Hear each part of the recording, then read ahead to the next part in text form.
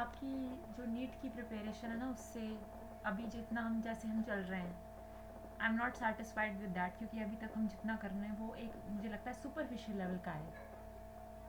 यानी कि मतलब जो आता है ना, क्वेश्चंस आते हैं मोस्टली जो होते हैं क्वेश्चंस उस लेवल के हैं, जैसे न्यूमेरिकल टाइप के हैं, और हमने ज़्यादा थ्योरेटिकल ही किया अभी तक। ये डेफिनेशंस वगैरह ही पढ़ रहे हैं, तो ये ऐसे ऐसे नहीं होगा। अगर ऐसे होता रहा ना, तो मुझे थोड़ा आपके साथ टाइट होना पड़ेगा, मुझे लगता है।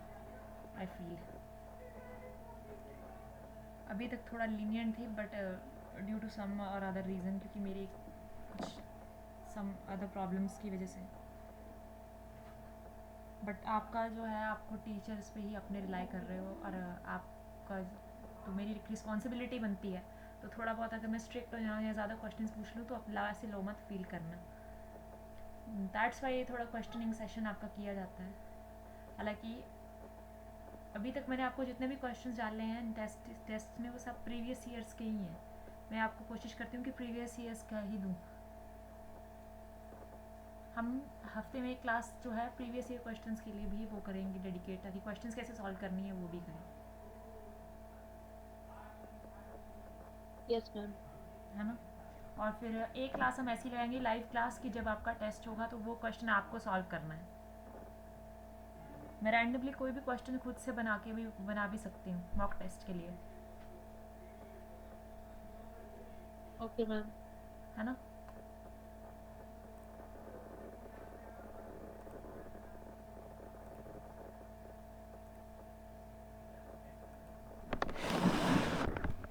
So let's start with today's class. So good evening everyone. तो ये आपकी चैप्टर नंबर 4 का आज आखिरी लेक्चर है। This chapter is not at all difficult. आपको मॉलिक्यूलर ऑर्बिटल थ्योरी के बारे में बता देंगे। अभी तक आपका कितना सिलेबस हो चुका है? First of all let's take a look at the syllabus. ये तो हमने पूरा कवर कर लिया। एटॉमिक स्ट्रक्चर भी हमारा हो गया है। हालांकि I am still not satisfied with the preparation, but you don't have to worry, क्योंकि इसका जो वेटेज है वो काफ़ी कम आता है। बट ड्यू टू अभी कट शॉर्ट हो गया है, तो I am damn sure weightage में भी कुछ फ़र्क पड़ेगा।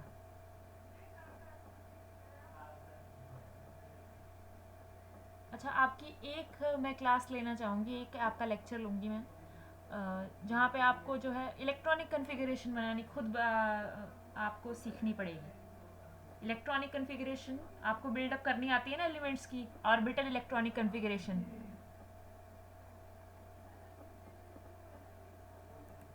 ऑर्बिटल्स की electronic configuration 1s2 2s2 2p 3s2 3p 3d 4s, ये सब।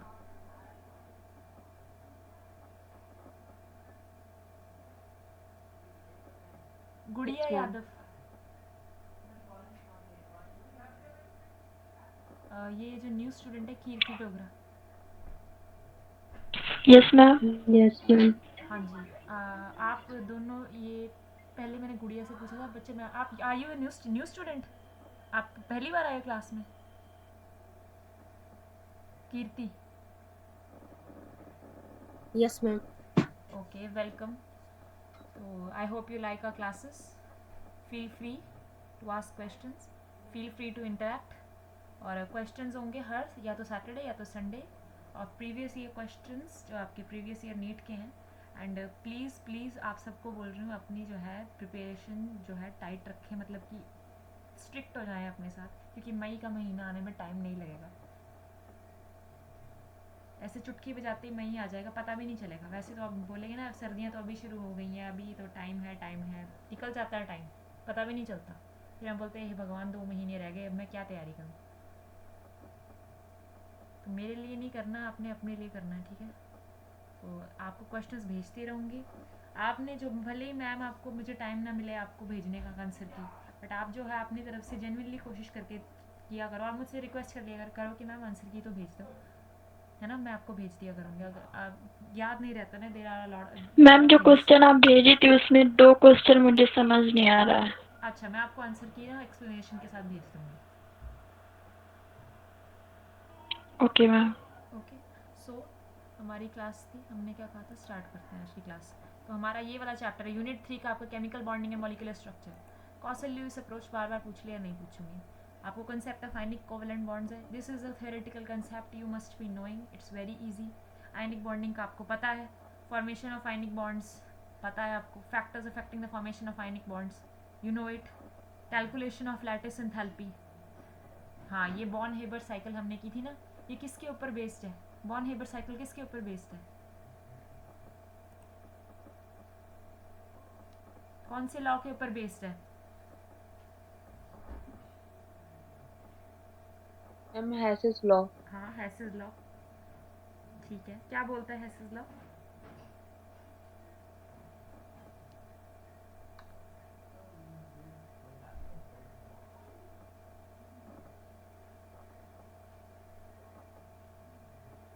गुड़िया, हेसेस लॉ क्या बोलता है?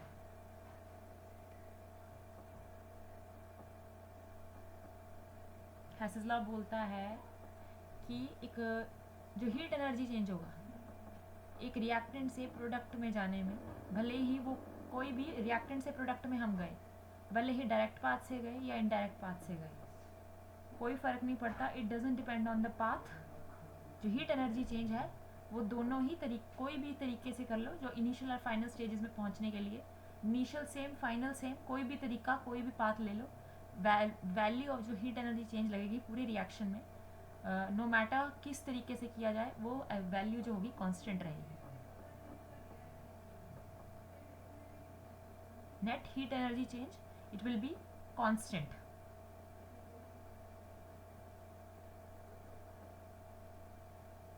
हाँ, तो बॉर्न हेबर साइकिल के बारे में कुछ बताएंगे, क्या किया था हमने?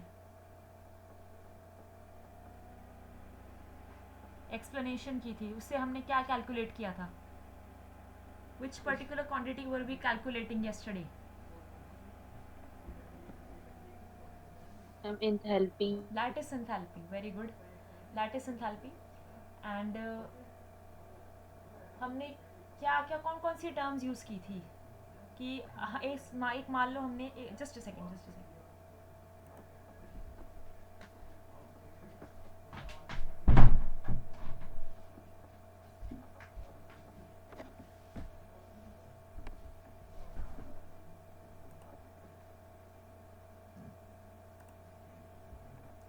बॉर्न हेबर साइकिल है आपकी, चलो बॉर्न हेबर साइकिल के बारे में बात कर रहे हैं। तो पहले सबसे पहले मुझे ये बताओ डेफिनेशन क्या है लैटिस एंथैल्पी का?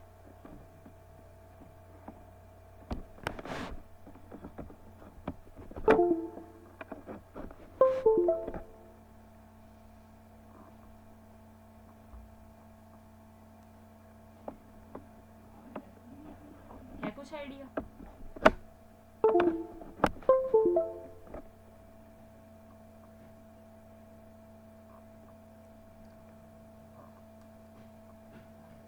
मैम दोबारा एक बार थोड़ा सा समझा दीजिएगा ये दोनों टॉपिक।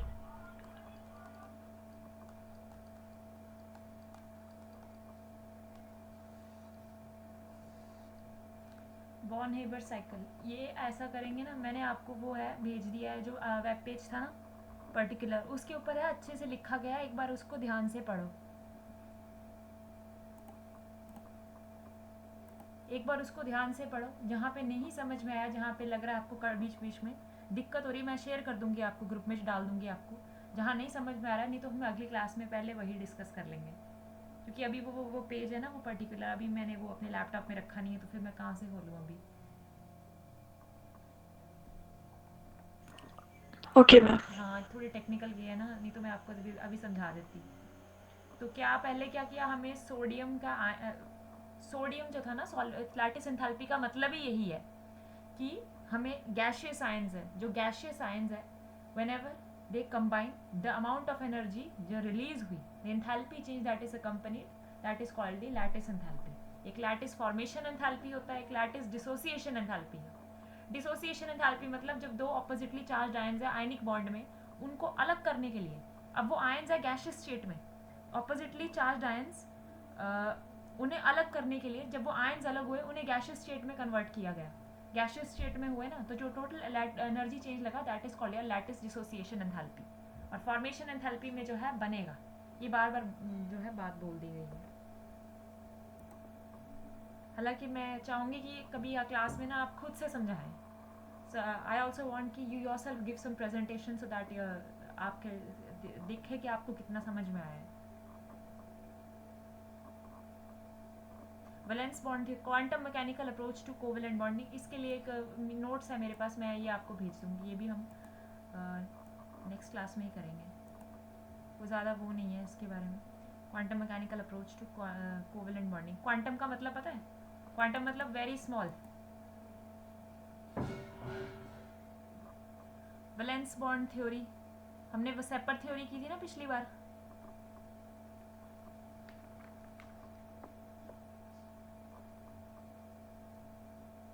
पढ़ा था ये. इसके नोट्स आपको पहले दे दिए गए थे. आपको जो पर्टिकुलर नोट्स पकड़ाए गए थे, पढ़े थे आपने? पहले ये बताना, पढ़े थे नोट्स ये सारे जो भेजे थे आपको?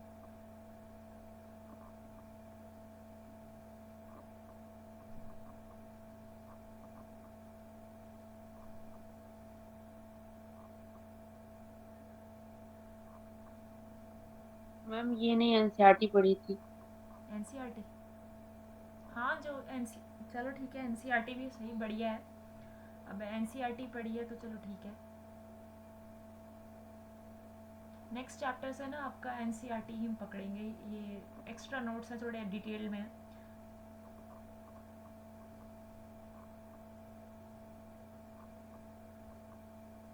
हाँ आई बिलीव हमने वेसेपर थ्योरी की थी.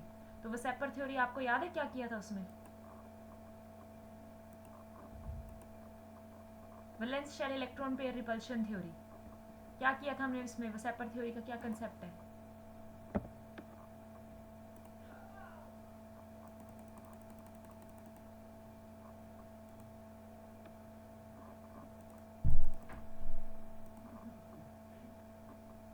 वेसेपर थ्योरी के बारे में इतना तो मैम उसका सेंट्रल एटम जो होता है वो कोवैलेंट बॉन्ड से लिंक्ड होता है. किसके साथ लिंक्ड होता है? Covalent bond. हम कोवेलेंट बॉन्डिंग की ही बात कर रहे हैं बेटा. ये वेसेपर थ्योरी, मॉलिक्यूलर ऑर्बिटल थ्योरी, यहाँ पे कोवेलेंट बॉन्डिंग की बात हो रही है. पर आपको मैंने कहा है कि वेसेपर थ्योरी आपको पहले भी समझा दिया गया. इसके लिए तो आई थिंक मैंने करवाया था. ये वेसेपर थ्योरी तो आपको करवाया था. और इससे रिलेटेड जो है नोट्स भी शेयर कर दिए गए थे. तो मैं ये कह रही हूँ कि अगर आपने एनसीईआरटी से ही पढ़ा है तो भी समझाओ. उसमें भी है, ये आपके सिलेबस में तो है. Valence ma'am bond theory. VSEPR theory में मैम हम लोग एक मॉडल प्रिडिक्ट करते हैं, मतलब कंपाउंड का, उसके वैलेंस और इलेक्ट्रॉन के बेसिस पर. हाँ ठीक है, बढ़िया. वैलेंस शेल हम कह रहे हैं कि कंपाउंड बन रहा है ना, कोई एटम जो कंपाउंड बना रहा है तो उसके वैलेंस शेल इलेक्ट्रॉन्स है वो मेजर रोल प्ले करेंगे. वैलेंस शेल इलेक्ट्रॉन्स में से कुछ जो पार्टिसिपेट कर रहे हैं, पार्टिसिपेटिंग इलेक्ट्रॉन्स, उन्हें कहेंगे हम बॉन्डिंग इलेक्ट्रॉन्स. जो नहीं कर रहे हैं वो लोन पेयर इलेक्ट्रॉन्स. अब ये जो है non bonding electrons, bonding electrons, ये जो है पूरे के पूरे मॉलिक्यूल की शेप को इन्फ्लुएंस करेंगे. Number of bonding, number of non bonding. अभी एक रेगुलर और एक इरेगुलर ज्योमेट्री की हमने बात करी. और ये ऑर्डर आप याद कर लेना. सबसे ज़्यादा लोन लोन पेयर जब है, हम कोशिश करेंगे कि मॉलिक्यूल का ऐसा बिल्डअप करें कि लोन लोन पेयर जो है वो जो है सबसे दूरी पे रहे. क्योंकि लोन पेयर के बीच में ज़्यादा झगड़ा है, ज़्यादा रिपल्शन है. लोन पेयर बॉन्ड पेयर के बीच में कंपैरेटिवली लेस है. और सबसे कम बॉन्ड पेयर के बीच में.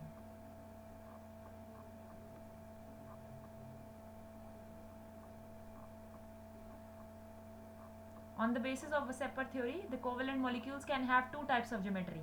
सबसे पहले regular geometry. The geometry of a covalent molecule is regular if the central atom is surrounded by all bond pairs or shared pairs of electrons with similar atoms. समझ आया? Central atom कौन सा होता है? Central atom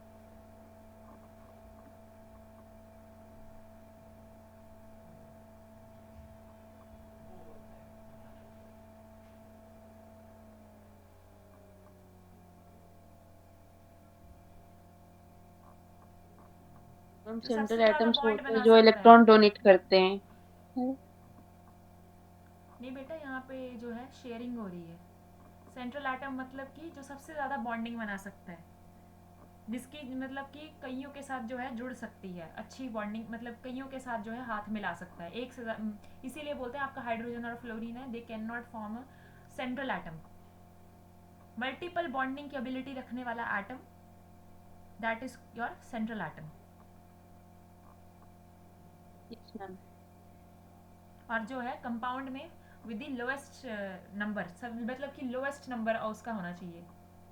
आपका जो central atom है it is in the lowest number, जो बाकी हैं सराउंडिंग एटम्स जो हैं साइड एटम्स उनका नंबर हाई है as compared to the central atom. और सेंट्रल एटम की एबिलिटी है कि वो ज़्यादा बॉन्डिंग बना सकता है। जैसे आप देख लो ना, यहाँ पे दो बी है आपका साइड एटम, एक ही बनाया है, यहाँ पे एक ही बनाया है, ए अकेला दो बना रहा है, यानी कि उसे मल्टीपल बॉन्डिंग का फैक्टर होना चाहिए, जो कि आपके हाइड्रोजन और फ्लोरीन में नहीं है। इसीलिए वो आपके हाइड्रोजन और फ्लोरीन आपके सेंट्रल एटम नहीं एक्ट करते। तो समझ आ गया ना ज्योमेट्री, रेगुलर ज्योमेट्री का कंसेप्ट। फिर आ गया irregular geometry. In case the central atom in a covalent molecule, central atom is surrounded by either bond pairs और विद डिफरेंट एटम्स, और जैसे CH Cl3 है, हाइड्रोजन है Cl3, यानी कि अलग अलग है हाइड्रोजन क्लोरीन, और both bond pairs and lone pairs, मतलब कि बॉन्ड पेयर्स, ये जो हैं आपके बॉन्ड पेयर्स, बॉन्डिंग इलेक्ट्रॉन्स जो हैं, जो डिफरेंट एटम्स को आपस में एक मॉलिक्यूल में बनाए हुए हैं, जोड़े हुए हैं, वो बॉन्ड पेयर हैं। जो पार्टिसिपेट कर रहे हैं बॉन्डिंग में, बॉन्ड पेयर्स।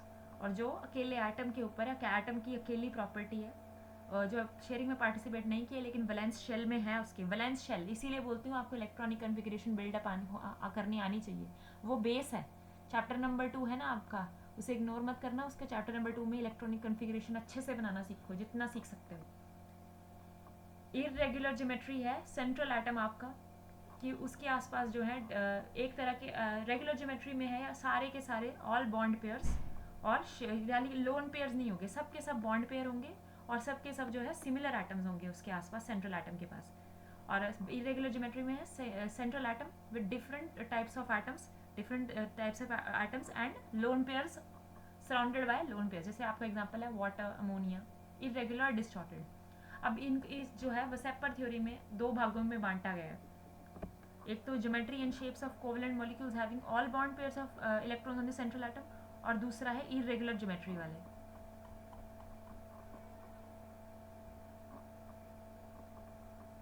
ये काफ़ी ओल्ड बुक थी मेरे पास, तो इस वजह से काफ़ी इसकी हालत थोड़ी ख़राब हुई थी।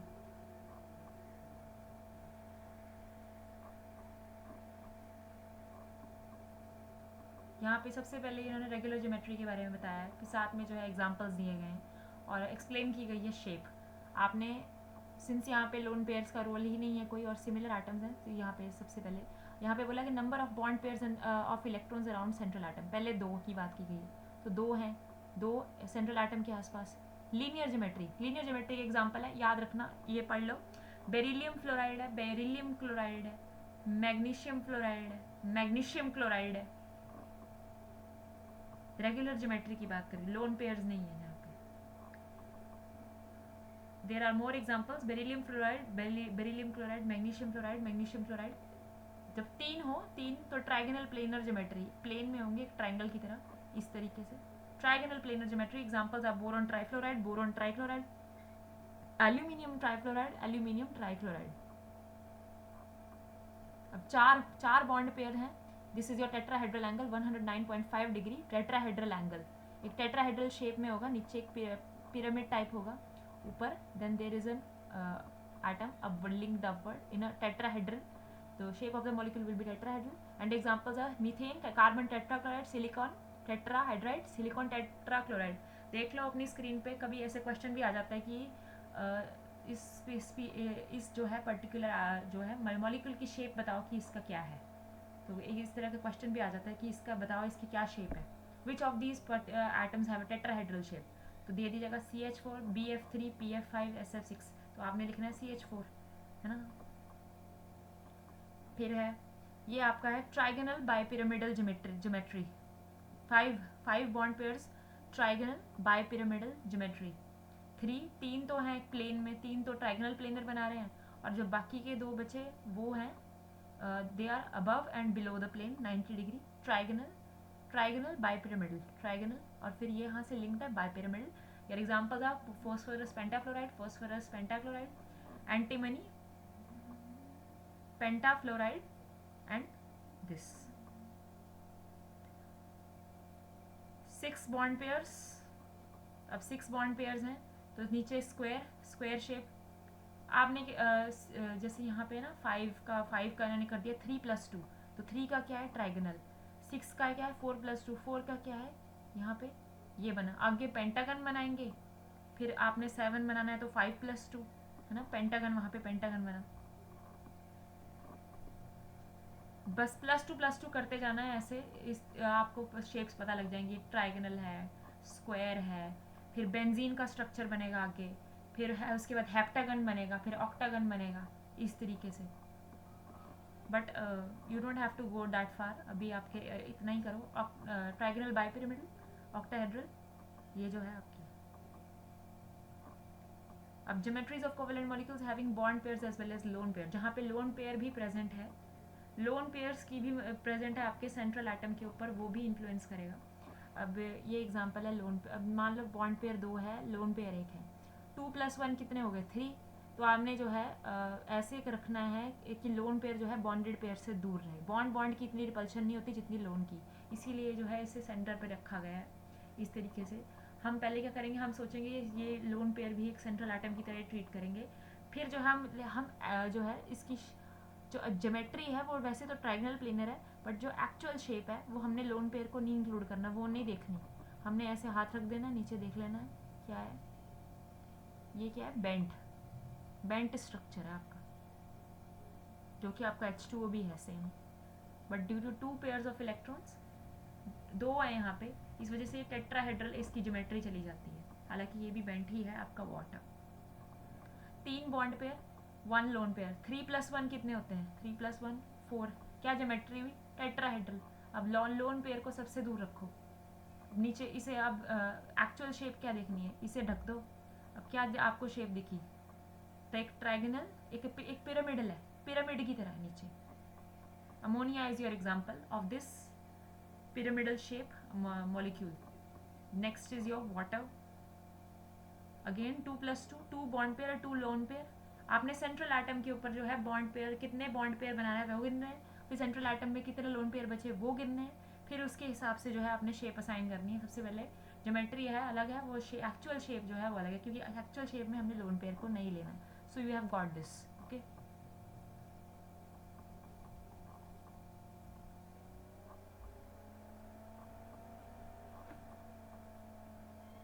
बस यही बताया गया कि एक्चुअल शेप में जो है लोन पेयर्स को आपने कट ऑफ कर देना है। ज्योमेट्री में जो है ऐसे इंक्लूड करना है, पर ऐसे इंक्लूड करना कि ये जो है आपके लोन पेयर्स जो हैं वो दूरी पे रहें, थोड़ा आउटकास्टेड रहें। एग्जांपल्स देख लेना कि कौन कौन से हैं। टी शेप है आपका, क्लोरीन ट्राईफ्लोराइड है, इंटरहैलोजन कंपाउंड, स्क्वायर पिरामिडल आपका, square pyramidal chlorine pentafluoride, square planar xenon tetrafluoride.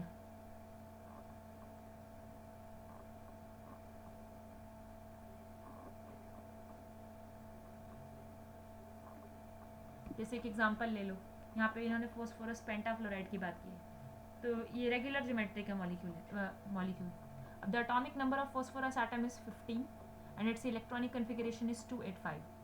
The 5 electrons present in the valence shell of phosphorus atom forms bond pairs with electrons. 5 electron है, valence shell की यहाँ पे बात हो रही है। सेपर थ्योरी ने कहा वैलेंस शेल के जो इलेक्ट्रॉन्स हैं वो रोल प्ले करेंगे कि कितने बॉन्डिंग में जा रहे हैं, कितने लोन में।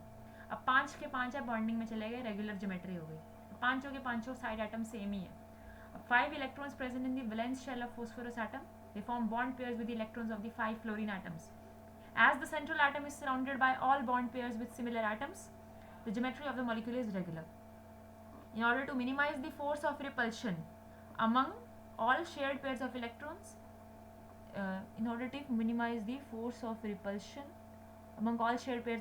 the actual shape is trigonal bipyramidal, as shown, जो नीचे आपको बताई गई है. The phosphorus atom lies in the center of the equilateral triangle. ये इक्विलेटरल ट्राइंगल है, ठीक है, equilateral triangle and 3 phosphorus fluorine bonds equilateral. ये इक्विलेटरल, इन्हें इक्विलेटरल बोलेंगे, जो है 90 डिग्री के एंगल पे है, वो एक्सियल है। ये एक्सियल है, that are located in the same plane, equilateral, तो इन्हें ई से डिनोट किया गया है। They are at an angle of 120 degree and these two are at an angle of 90 degree. और इलेक्ट्रॉन डिफ्रैक्शन स्टडी से पता चला कि एक्सियल वाले हैं जो काफ़ी दूरी पर हैं as compared to the equilateral.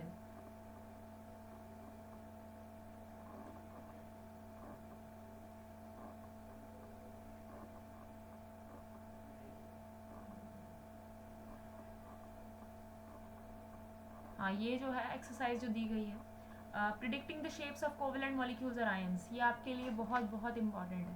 Questions जो हैं इस चैप्टर में शेप्स और कोवेलेंट मॉलिक्यूल्स के जो शेप्स हैं उनसे ही मतलब है। इस चैप्टर में सबसे मेन पार्ट यही है कि जो shape of a covalent molecule और ion can be predicted theoretically by calculating. ध्यान से पढ़ना अपनी स्क्रीन पे जो दिख रहा है।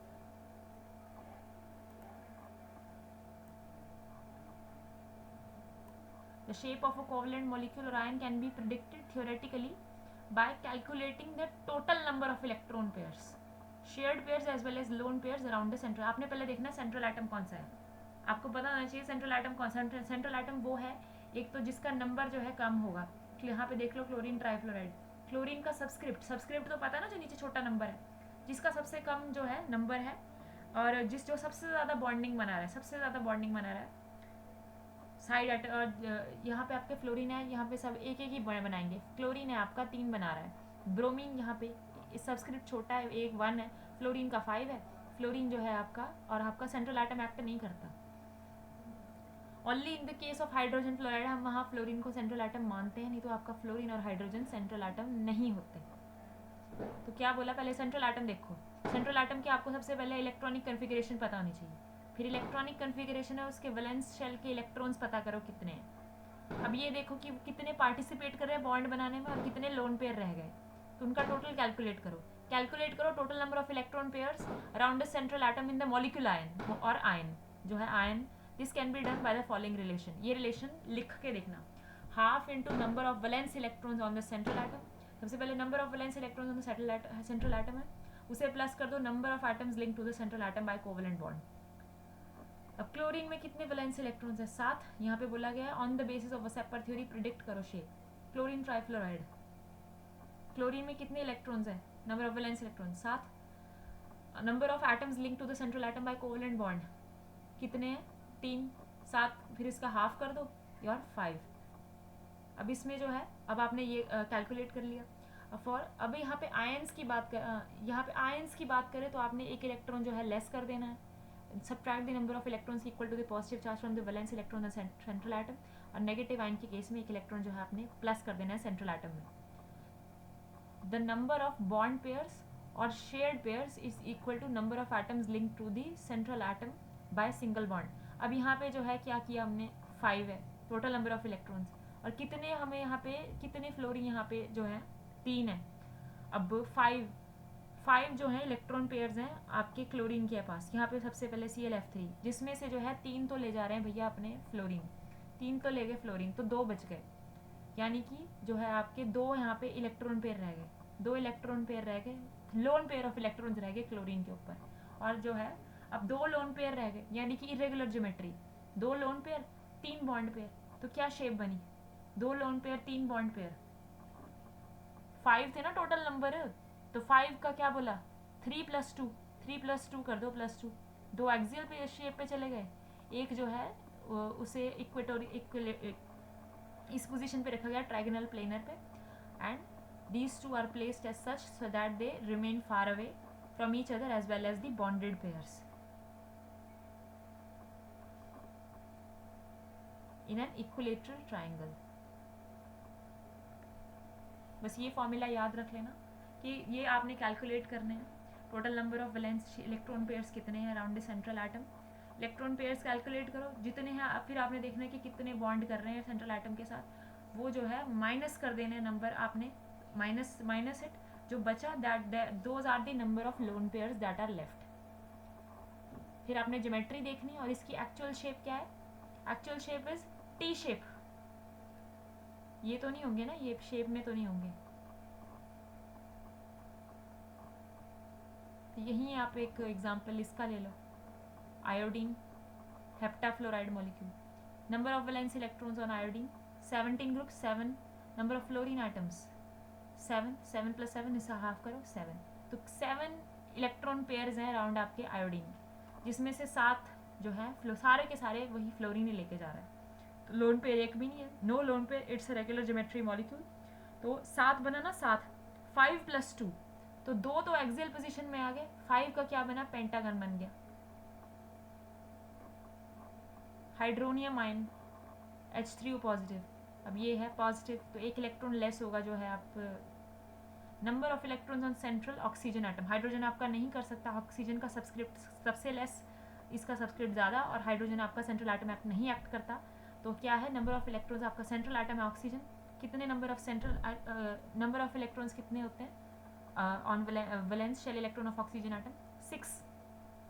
अब यहाँ पे पॉजिटिव है, तो ये पॉजिटिव जो है यानी कि ऑक्सीजन सेंट्रल एटम से एक इलेक्ट्रॉन जो है लेस है 5, यानी कि total number of electrons in the valence shell is equal to 5, जिसमें से 3 तो आपके लेके जा रहे हैं हाइड्रोजन, 5 जो है 3 तो आपके हाइड्रोजन लेके जा रहे हैं, बच गए 2। Total number of electron pairs around central oxygen atom 5 + 3, number of hydrogen atoms link, सबसे पहले वही फार्मूला के अकॉर्डिंग आपने कैलकुलेट किया 5 + 3 divided by 2। Total number of electrons आपने electron pairs, total number of electron pairs around central oxygen atom, ये आगे 4, जिसमें से 3 आपके हाइड्रोजन लगे, शेयर्ड पेयर्स 3 हाइड्रोजन लगे, 4 - 3 = 1, एक लोन पेयर बच गया आपका, and thus you have the shape of this your hydronium ion. It is pyramidal shape.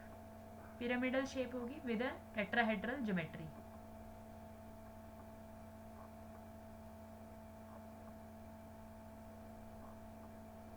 अब क्या है आपके सिलेबस में?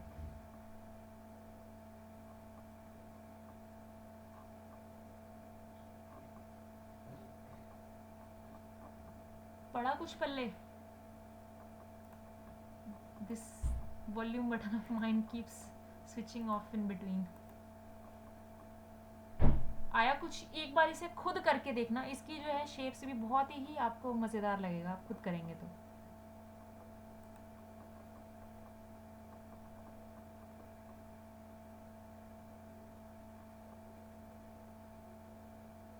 अच्छा मैं एक क्वेश्चन पूछती हूँ, है ना, कि एक मॉलिक्यूल है, उसके मॉलिक्यूल है, उसके सेंट्रल एटम के जो है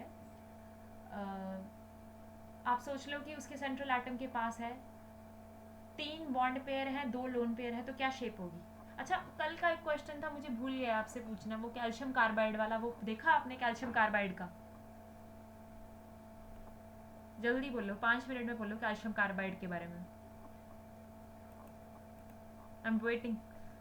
5 मिनट या 2 मिनट देती हूँ। कल आपको बोला गया था तो कैल्शियम कार्बाइड के बारे में पता करके आओ कि उसकी क्या क्या है, शेप क्या है, उसमें किस तरह की बॉन्डिंग होती है, क्या स्ट्रक्चर है उसका।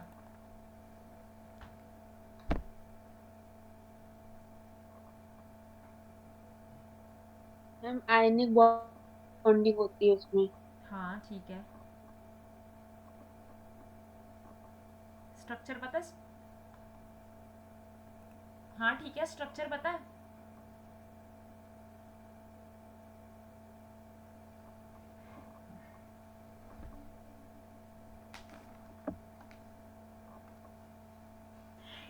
मैम कार्बन कार्बन के बीच में ट्रिपल बॉन्ड लगा रहता है। हाँ, अब इनके ऊपर एक्स्ट्रा इलेक्ट्रॉन्स है जो बॉन्ड नहीं कर रहे, इस वजह से एक अनायन की तरह एक्ट करेगी ये एंटिटी पूरी। और जो आपका कैल्शियम जो है आयन आएगा, और दोनों के बीच में इलेक्ट्रोस्टैटिक फोर्स ऑफ अट्रैक्शन होगी एक आयनिक कंपाउंड की तरह। इसका जो है -1 प्लस हो गए -2, that is why CaC2 calcium carbide.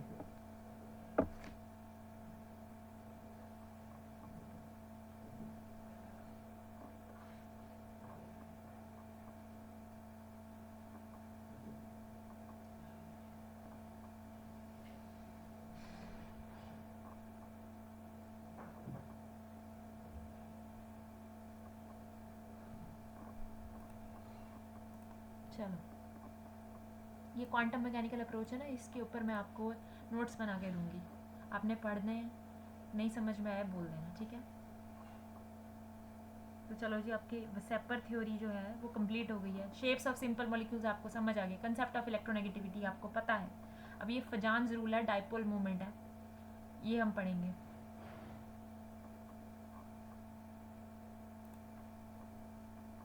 हाँ, पोलर और नॉन पोलर मॉलिक्यूल्स के बारे में आपको पता है? पोलर मॉलिक्यूल्स कौन कौन से हैं, नॉन पोलर मॉलिक्यूल्स कौन कौन से हैं, you very well know about it. Polar molecules जो हैं जैसे आपके HCl हो गया, हाइड्रोजन फ्लोराइड हो गया, जहाँ पे जो है अनइक्वल डिस्ट्रीब्यूशन जो है, क्योंकि इलेक्ट्रोनेगेटिविटी डिफरेंस की वजह से चार्ज सेंटर्स बन जाते हैं, जैसे HCl है नेगेटिव चार्ज, हाइड्रोजन है पॉजिटिव चार्ज, तो इस वजह से जो है चार्ज पार्शियल चार्जेस डेवलप हो जाते हैं इनके ऊपर, इस वजह से उन्हें कहते हैं पोलर मॉलिक्यूल्स। और कोवलेंट बॉन्डिंग में इन्वॉल्व हो तो वहाँ पे पोलर कोवलेंट मॉलिक्यूल्स, और जहाँ पे जो इक्वल शेयरिंग है, कोई भी जो है किसी की तरफ ना ज़्यादा ना कम, बीच में बिल्कुल एकदम इक्वल शेयरिंग, उन्हें बोलेंगे नॉन पोलर मॉलिक्यूल्स। एग्जांपल आपकी स्क्रीन पे hydrogen, chlorine, oxygen, nitrogen.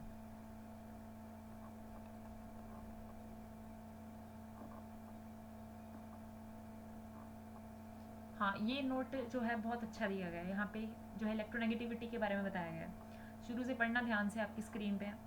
Please note that the nature of a bond between two bonding atom depends upon their electronegativity values. ध्यान से पढ़ना, ये चीज़ ध्यान से पढ़ो कि please note that the nature of a bond between two bonding atoms they depend upon the electronegativity values. If the two atoms are either same or have nearly the same electronegativity, the shared electron pair is equidistant, यानी कि दोनों के बीच में होगा, कोई ना ज़्यादा, बिल्कुल इक्वल दूरी पे होगा दोनों से, between the two, and the bond is non polar in nature, bond वो होगा नॉन पोलर, ठीक है, non polar covalent molecule. In case, अब सोचो, in case the difference in the electronegativity of the two bonding atoms जो है 1.8 है। अब डिफरेंट इलेक्ट्रोनेगेटिविटी का कोई यूनिट नहीं होता, डिफरेंट जो है बनाए गए हैं, पॉलिंग स्केल है, डिफरेंट तरह के जो हैं मेजरिंग सिस्टम्स हैं, हम यूजुअली पॉलिंग स्केल को ही वो करते हैं फॉलो। इलेक्ट्रोनेगेटिविटी जो है, अब यहाँ दूसरा पॉइंट क्या, in case the difference in the electronegativity is 1.8 on the polling scale, the more electronegativity electronegative atom gets complete control over the reaction over the electron pair, the bond फिर तब जो है बॉन्ड वो होगा आपका आयनिक nature का होगा, तब वो आयनिक बॉन्ड बन जाएगा, यानी कि एक जो है मोर इलेक्ट्रोनेगेटिव एटम है उसकी तरफ ही ट्रांसफर हो जाएगा, जैसे आपका NaCl है, CaCl2 है, कोई भी आयनिक बॉन्ड की यही कहानी है कि वहाँ पे जो है एटम्स जो हैं उनके बीच में जो है इलेक्ट्रोनेगेटिविटी डिफरेंस जो है जब 1.8 या फिर उससे ज़्यादा हो, तो फिर जो है 1.8 या 1.8 से ज़्यादा होगी ना, इलेक्ट्रोनेगेटिविटी डिफरेंस ज़्यादा होगा, तब जो है एटम्स के बीच में, तब वो बॉन्ड आयनिक बन जाएगा। हाँ, similarly in case the difference in the electronegativity value is less than 1.8, अगर 1.8 से लेस है तो जो है इलेक्ट्रॉन पेयर है, it is unequally shared by them, unequally होगा, शेयर होगा, and bond becomes polar covalent nature. Every polar covalent bond has a certain percentage of ionic character। हाँ, पोलर कोवेलेंट बॉन्ड में थोड़ा क्योंकि चार्ज डेवलप हो गया ना, हालांकि कंप्लीट चार्ज नहीं, पार्शियल चार्ज है, और उसके पास इलेक्ट्रॉन है लेकिन अनइक्वल शेयरिंग है, तो थोड़ा आयनिक कैरेक्टर है, थोड़ा कोवेलेंट कैरेक्टर है, certain percentage of ionic character which increases as the electronegativity difference between the atoms increases. अब फॉर अ कोवेलेंट बॉन्ड, जैसे मान लो एग्जाम्पल दिए AB, the percentage of ionic character and the electronegativity differences are related by Haney and Simth equation, and percentage ionic character is equal to 16 into electronegativity of A minus electronegativity of B plus 3.5 electronegativity square of electronegativity of A minus electronegativity of B, इस सब का जो है square है। Example जैसे आपके दिया गया है सीजियम क्लोराइड, सीजियम क्लोराइड जो है bond present in caesium chloride molecule from the respective electronegativity value, हम इनकी डालेंगे सीजियम और क्लोरीन की। अब दोनों की जो है वैल्यू जो है, electronegativity difference is more than 1.8, that is why this particular caesium chloride is ionic in nature. अब आगे आपका फजान रूल जो है, हम आपके सिलेबस में जिसकी बात कर रहे थे, फजान रूल क्या बोलता है? फजान रूल ये कह रहा है कि इन एन आयनिक कंपाउंड, ये जो है इसमें बहुत अच्छा एक्सप्लेन किया गया, ये भी ध्यान से पढ़ो अपनी स्क्रीन पे। इन एन आयनिक बॉन्ड, एक आयनिक बॉन्ड बन रहा है ना, जैसे मान लो NaCl, the electron cloud of the cation tends to attract the electron cloud of the anion towards itself, as a result the electron cloud of the anion get somewhat distorted. ये देख लो, जैसे यहाँ पे दिखाया गया ना, डिस्टॉर्ट कर देगा, इसकी इलेक्ट्रिक फील्ड कटायन की इसके इलेक्ट्रिक फील्ड के साथ इंटरैक्ट करेगी, और इसके जो इलेक्ट्रॉन क्लाउड है उसकी जो शेप है चेंज कर देगी, डिस्टॉर्ट कर देगी। ये distortion, this distortion of electron cloud of the anion by this cation is called polarization, इसे बोलेंगे polarization. This brings the two opposite charge ions closer and they get their charges partially neutralize, यानी कि थोड़ा थोड़ा करीब आ जाएंगे, जिस वजह से जो है पार्शली न्यूट्रलाइज हो जाएगा ये. The ionic bond therefore acquire some covalent character. अब जहाँ पे थोड़ा न्यूट्रलाइज हो गया ना, जहाँ पे आयनिक मतलब कि जहाँ पे आयनिक नेचर जो है खत्म हो रहा है, क्यों? क्योंकि पॉजिटिव नेगेटिव मिल गए, तो जहाँ पे न्यूट्रलाइज हो रहा है, अब न्यूट्रलाइज हो रहा है यानी कि कोवेलेंट कैरेक्टर थोड़ा आ रहा है. The ionic bond therefore acquire some covalent character. In general, the polarizing power of cation and the polarizability of an ion is guided by Fazan's rule, which states that this rule is used to decide the relative ionic and covalent characters in a molecule. Relative molecule होगा, उसमें कितने आयनिक character, कितना covalent character होगा, उसके बारे में बताता है. इट में भी प्रिडोमिनेंटली कोवेलेंट, ज़्यादा जो है कंपाउंड आपका प्रिडोमिनेंटली मतलब ज़्यादा कोवेलेंट नेचर का होगा. कब होगा?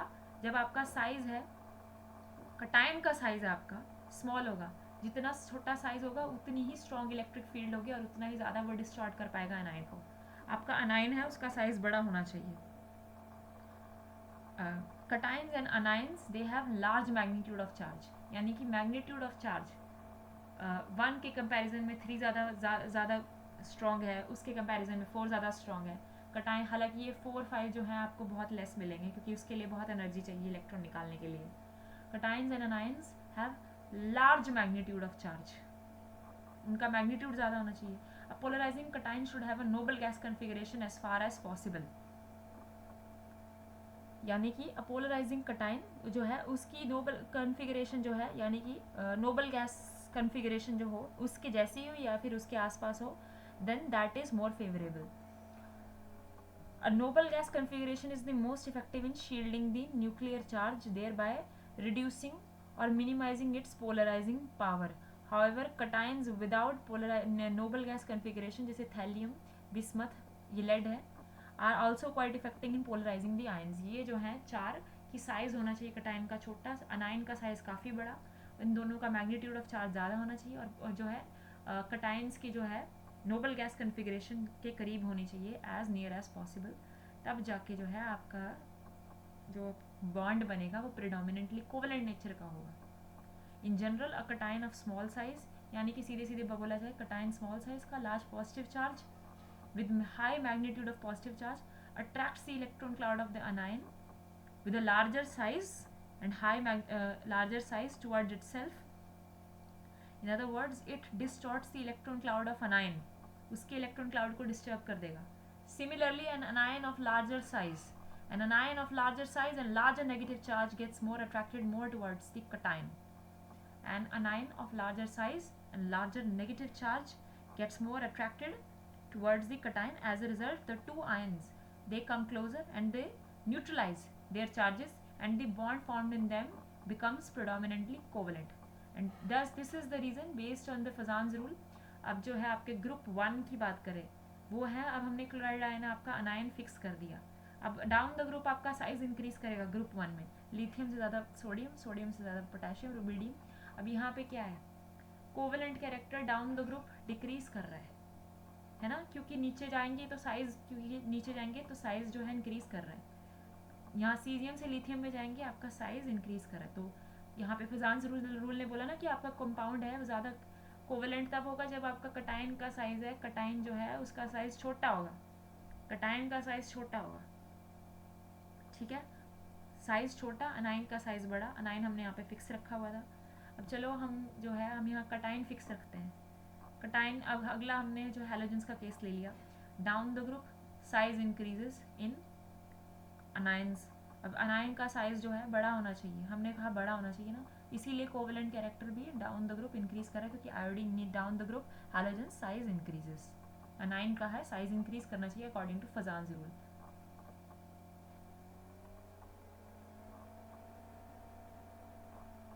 है ना. ये क्या नाम है न्यू स्टूडेंट का, कीर्ति डोगरा. कीर्ति, यस हाँ मैम. जी. बच्चे फजान्स रूल के बारे में बताओ कि कब होगा. एक मॉलिक्यूल दिया गया आपको बताना है कि ये कोवेलेंट है अकॉर्डिंग टू फजान्स रूल, तो वाई कौन सी 3 कंडीशंस बताई गई हैं?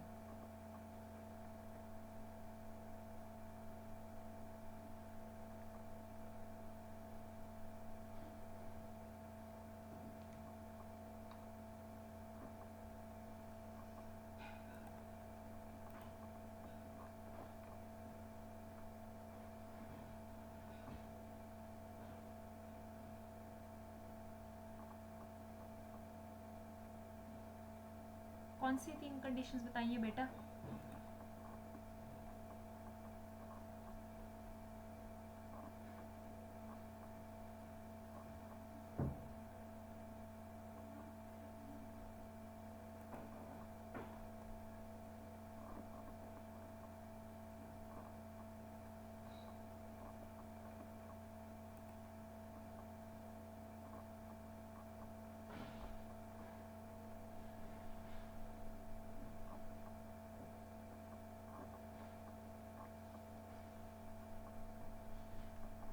जल्दी बोलो। गुड़िया आप बोलना।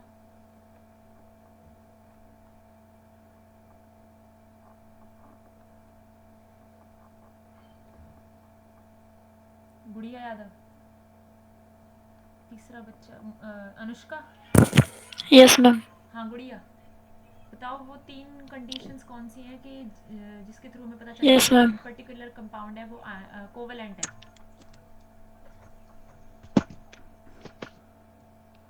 मैम उसमें फर्स्ट है size of the cation is small, cation का साइज स्मॉल रहेगा हाँ, कटायन का साइज स्मॉल और रहेगा। एनायन कौन का सा? लार्ज।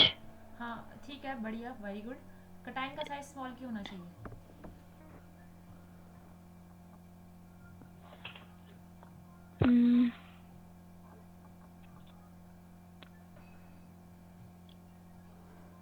मैम कटायन वो अट्रैक्ट कर रहा है इलेक्ट्रॉन।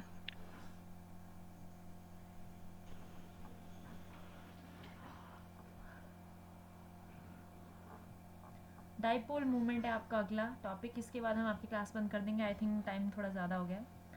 तो dipole movement is the product of the magnitude of the charge, and the distance between the centers of the positive and negative charges of the molecule. It is denoted by Greek letter nu. Mathematically, dipole moment nu is equal to charge into distance of separation. It is measured in d by units denoted by capital D, and 1 d by is equal to 3.33564 into 10 raised to power minus 30 centimeter, where C coulomb meters. I'm sorry, coulomb meters. I didn't see the dot. Where C is coulomb and M denotes meter. Charge और distance के बीच के ना तो coulomb metre. The bond dipole moment that arises when a chemical bond between two atoms of different electronegativities can be expressed as follows. Where nu is the bond dipole moment and the delta is the magnitude of the partial charges, and d is the distance between.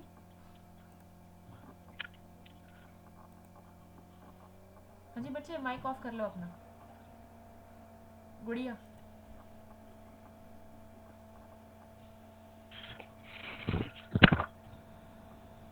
The bond dipole moment is also a vector quantity. यानी कि ये direction पे depend करेगा. Vector quantity है ना, scalar quantity, vector quantity. Scalar जो है magnitude पे, वेक्टर जो है डायरेक्शन पे भी.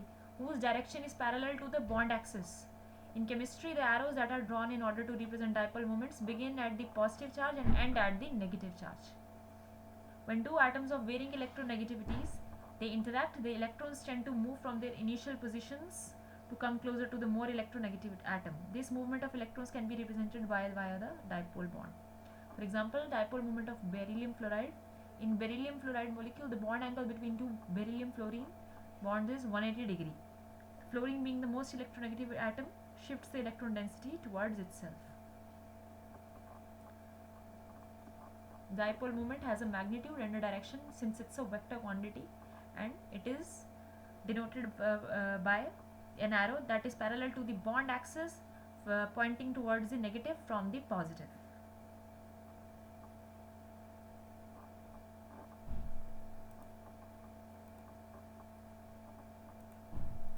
क्या रह गया? गया आपका।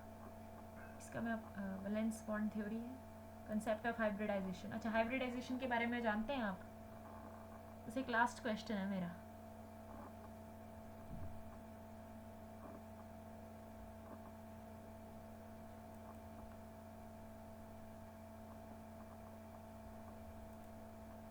दिस हाइब्रिडाइजेशन के बारे में पता है?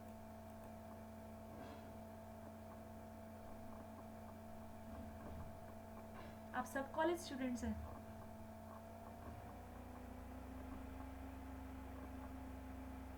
पढ़ के आना कल की क्लास में, जो सबसे पहले मुझे हाइब्रिडाइजेशन के बारे में ही बताना, ठीक है? Yes, Your ma'am. class is over now. I'll give you some questions today, some homework to do. Do it by tomorrow.